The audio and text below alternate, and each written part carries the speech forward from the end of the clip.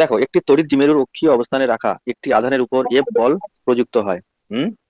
দূরত্ব বুঝতে যদি পারছি। দ্বিগুণ দূরত্ব দ্বিগুণ হলে বল কত হবে?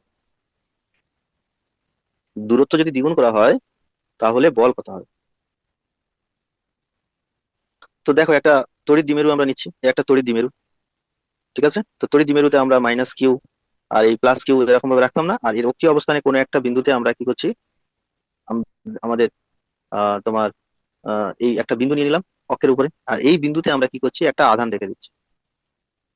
এই অক্ষের উপরে এখানে আমরা একটা আধান রেখে দিচ্ছি, সেই আধানটা কত? কিউ। হুম। ঠিক আছে। হ্যাঁ। এবার যদি দূরত্বটাকে যদি আমরা দ্বিগুণ করি তাহলে বলটা কত হবে? তো এখানে আমরা এই পি বিন্দুতে অক্ষের উপর কোনো বিন্দুতে ইটা তো আমরা জানি, জানি না? এটা তো আমরা জানি যে দ্বিমেরু বলতে কি দ্বিমেরুর, জানি? হ্যাঁ, হুম। দ্বিমেরুর অক্ষের উপর বল কি কোনো মানে তড়িৎ বিন্দুতে। বল তো প্রায়? হুম বল মানে তড়িৎ বল তো, এখানে যে বলটার কথা বলছি তড়িৎ বল তো? হুম হুম হুম, একদম। দ্বিমেরুর অক্ষের উপর কোনো বিন্দুতে তড়িৎ ক্ষেত্র প্রাবল্য তো জানি আমরা। তড়িৎ ক্ষেত্র প্রাবল্যটা কত হবে? তড়িৎ বুঝতে ক্ষেত্র পারছি প্রাবল্য বল। ইটা কত হবে? ইটা হচ্ছে কি তোমার কত, বলে? 2p/r কিউব হ্যাঁ না? সরি। হ্যাঁ হ্যাঁ এটা আলাদা।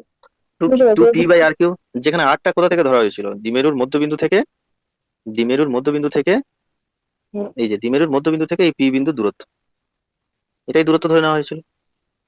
তাহলে ওখানে যদি, হ্যাঁ, ওখানে যদি কোনো কিউ পিটা এখানে আধান কি রাখি। ছিল স্যার? আমার খাতায় তো রো আছে। না, ওটা পি, 2p/r কিউব। আচ্ছা, এটাকে আমরা বি পয়েন্ট ধরি, ঠিক আছে? তাহলে না হলে তোমার বুঝতে অসুবিধা কি হবে। মানে কি এখানে পিটা, দ্বিমেরু ঘনত্ব?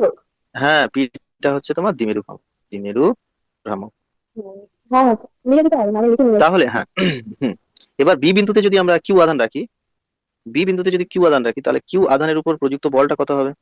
কিউ আধানের উপর প্রযুক্ত বলটা কত হবে? উপর প্রযুক্ত বল। আর আমরা জানি বলের সূত্র কি, এফ ইকুয়ালস টু কি, কিউ ই না? হ্যাঁ হ্যাঁ ওটাই এফ বলবো বলে ইকুয়ালস এই টু কিউ ই। হুম। তাহলে কত হবে? তাহলে হয়ে যাবে কত, 2p/r কিউ হয়ে যাবে, 2p/r কিউ। এখন বলেছে যে দূরত্ব যদি দ্বিগুণ করা হয়, দূরত্ব যদি দ্বিগুণ করা হয় তাহলে দূরত্ব দ্বিগুণ হলে তার মানে কত হবে? দূরত্ব দ্বিগুণ হলে অর্থাৎ আরটা কত হয়ে যাবে, 2r। বুঝতে পেরেছো?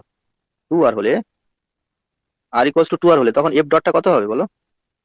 এফ ডটটা, আর ডটটা যদি 2r হয় তাহলে এফ ডটটা কত হবে? 2p/, এটা কত হবে, 2r এর উপর হোল কিউব হয়ে যাবে। হ্যাঁ হ্যাঁ হ্যাঁ। তাহলে কত হবে, 2p/,